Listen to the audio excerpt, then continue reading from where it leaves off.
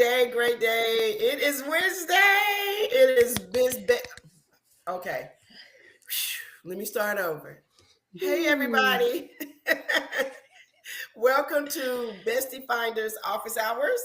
And I am here with my besties, Coach Nayala. Hey, Coach. And Dr. Lisa. What's going on, ladies? All right, Yeah. so Oh, we could.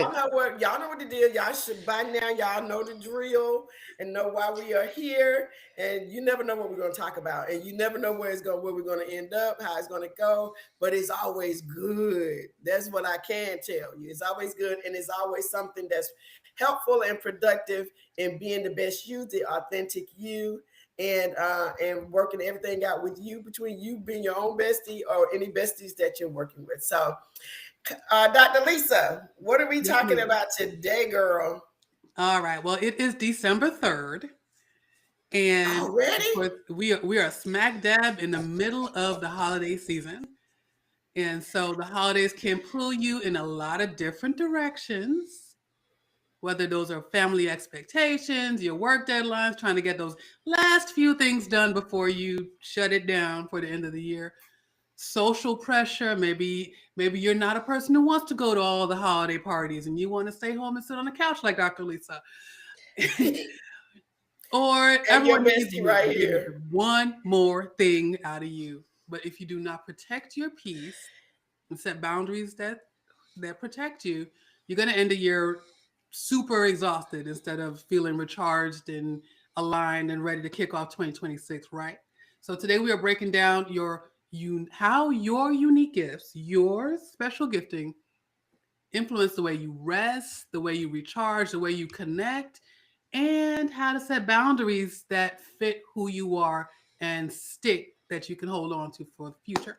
So, besties, what are some telltale signs that folks are slipping back into maybe old patterns of people pleasing and ignoring their own need to protect their space? What are some telltale signs? What are some Mm-hmm. signs that you're people pleasing instead of taking care of yourself?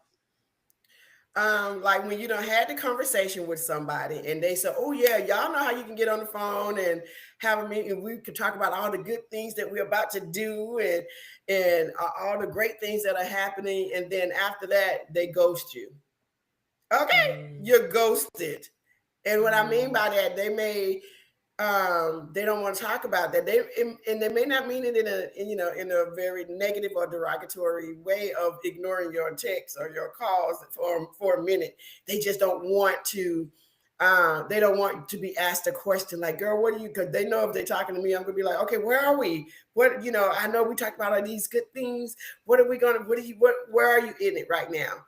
And so because what happens when we get off that phone, that self-talk starts to kick in, that Mm-hmm. self-doubt starts to kick in, right? And that is just nothing but the enemy messing with your mind, just trying to keep you from moving forward. So to me, that is definitely a telltale of somebody slipping back into old patterns and old habits, right? Because it just feels better to stay in that comfort zone than to move forward, right? And me as a perceiver, I'm gonna call it out. No excuses. What's going on? And then the exhorter is the one too that wants to see you do well. So we're gonna be like, "Girl, what you got? What you need? I'm here. I'm gonna help you. Let's get moving." And so again, like even with exercising, like I have all these great grand ideas, and all these I'm gonna do's. But my thing is, girl, what's gonna get you out the house? What's gonna get you out of this seat and from in front of this, from the bed to the computer, from the computer to whatever to the gym? And so I told her I had to. I know I need me an accountability partner. So I told my girl, I said, when you getting up at 6 o'clock, I know I may sound crazy and groggy, but call me. I will get up and I'll meet you. We can do this together. So I know I need that accountability. So yay. Yay. What you got, Coach?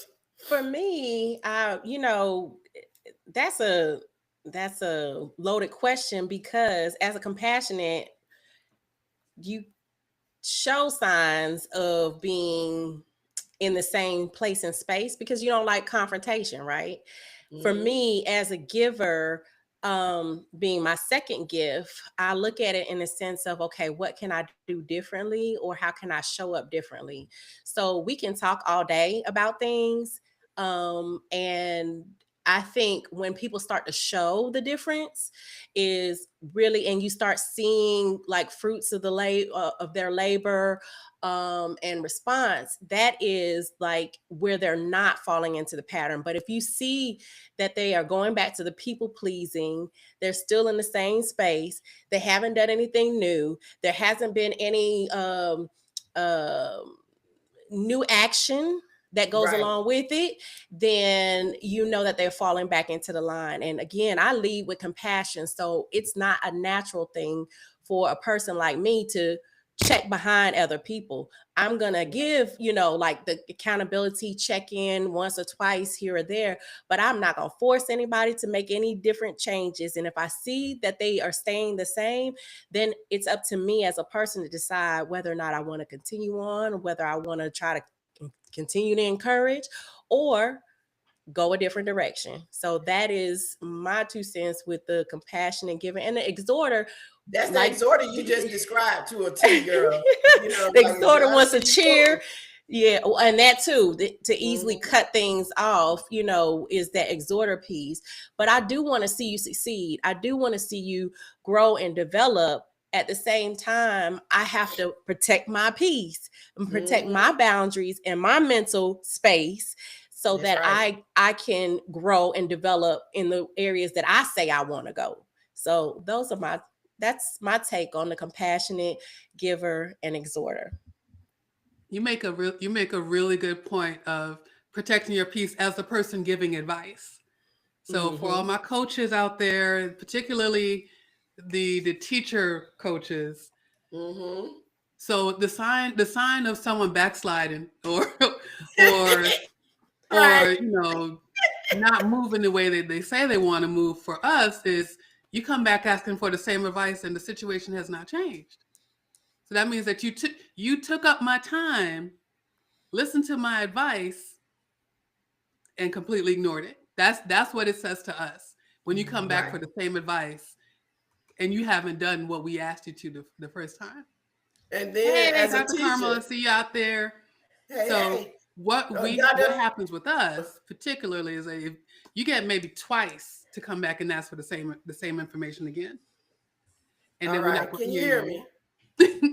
Yes, come Okay. on in. Okay. So Lady. as a teacher, so what I was trying to get to on that point that you were making, like when a teacher is saying that, okay, when you come back with that same information, and I've seen it several times, and I just get tickled every time I do it. Like the teacher's going to look at you like, didn't I give you that information already?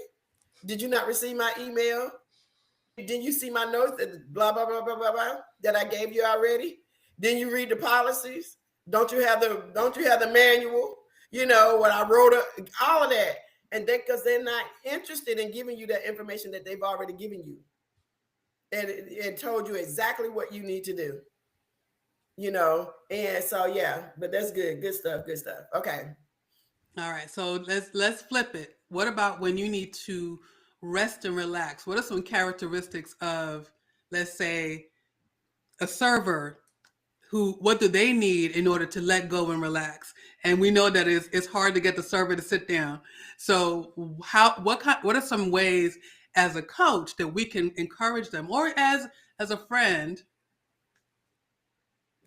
to encourage them to have a Yes, seat sir. and relax before they stress themselves out? Well, for me, I would offer to relax with them, and by doing that, meaning something that they can be served, and they find it hard to be served, right? So I say, you know what, let's go out to eat, let's go do something where they don't have to do the work, right?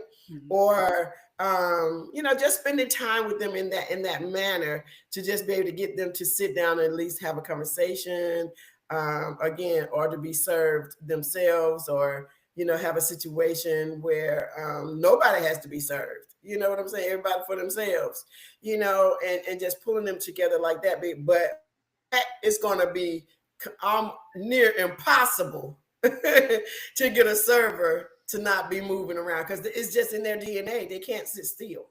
They have to be doing something unless they're a dog tired. You know what I'm saying? They All right. have to be How doing about something. our workaholic administrators? How do we Oh, get them girl. relaxed? Somebody had to get mad at you. It's like, Take you away the always computer. Take away the computer. shut it down. Hide it. You make them feel bad. Like, you said we were going to do such and such, and you still in here, working. Because, honey, yes. So to get an administrator to do something to rest is going to be a little difficult too, because of the fact that our minds are always running, right? We're all and Dr. Lisa, you already know as an administrator, you have to get like dog near, standing up sleep to get you to go sit down somewhere and to relax, right? And so, but we can help them to become aware of this. Yes. I always say awareness is key, right? Awareness is key, and so that is the only time that when you can really get any of the gifts to be able to understand what we're talking about, and getting them to see the challenging areas of their gifts is to help them to become aware of their gifts and some things that they really need to do. Okay. And then the really, really hard part. Let's talk boundaries. How do we get once we become aware? How do we set boundaries that we can stick to? I was gonna say yell, scream, kick, and throw a tantrum, but don't do that, y'all. It was funny. It's a joke. Don't do that. Don't do that. Okay. So, how do you set boundaries, Coach? how do I set boundaries? Since now you don't stop yelling, kicking, and screaming. Do my best to get out of my feelings. One of the things that I have done to work on my emotions is to read books about emotions. Like really see the things that are coming up in different books. And I can't call any right now. Maybe on another session I'll share, or in the community, hey, I'll drop the links of the books that I've been reading. And that helps me to understand, okay, the feelings that I have, to get them out. Sometimes I pick up a phone and call Dean Kathy and Dr. Lisa and hey girl, hey Dr. Lisa. The first thing hey coach, what you need? Dean Kathy is like, hey coach, what's going on? So get with a good friend, that not for like the drama, so to speak, but to get the emotions out. And that's coming from the compassionate side. That's right. So that I can have a clear head and pull that giver out and see the other side of things, and breathe and know that it's not personal, whatever is going on. So you asked about boundaries. No. Yes, it's okay to to say no. Oh, that hurts to say no. The idea of no is it hurts my feelings. It's so crazy. But at the same time, it's necessary, because the more you say yes to everything, the people pleasing part of the compassionate people out there that want to just say yes to everything, you're going to burn yourself out. You are going to be paper thin. Your body's going to be tired. You are going to feel sick and tired. And you don't want to get to the point of exploding out. You want to give from a place of inside of your character. So keeping that at the forefront, taking a breath, maybe journaling what it is that you really want, and then visit those things that you really want on a daily basis, sometimes multiple times a day, so that you stick to those things and say, you know what, that's really outside of my capacity right now or ever, and just share what it is that you really want. Share what you want so that people know and they can respect the boundaries that you set. So it's a growing area for me. It's every day growing, and y'all know this. So next, who else got Dean Kathy, Dr. Lisa? How y'all do boundaries? I'll let Dr. Lisa tell her boundaries. I don't know if y'all want to hear mine. Well, well, in my case, because I'm so, firm on my boundaries, the key for me is making sure people know them so that it's not a surprise.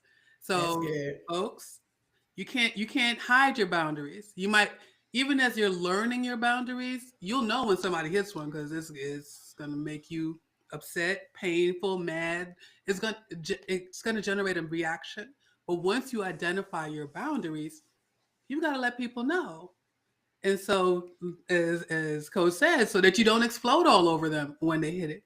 Hmm. So you once you're clear about your boundaries, make sure your people are clear about your boundaries so they know what they can and can't do. But you've got to respect your boundaries yourself That part. before That's anyone else right. is going to. So if you set the boundary, but it's always, everybody's an exception, then you really don't have any boundaries. And you can't complain about being taken advantage of when you don't set a line that can't be crossed. Boom, that part. Okay, just that part.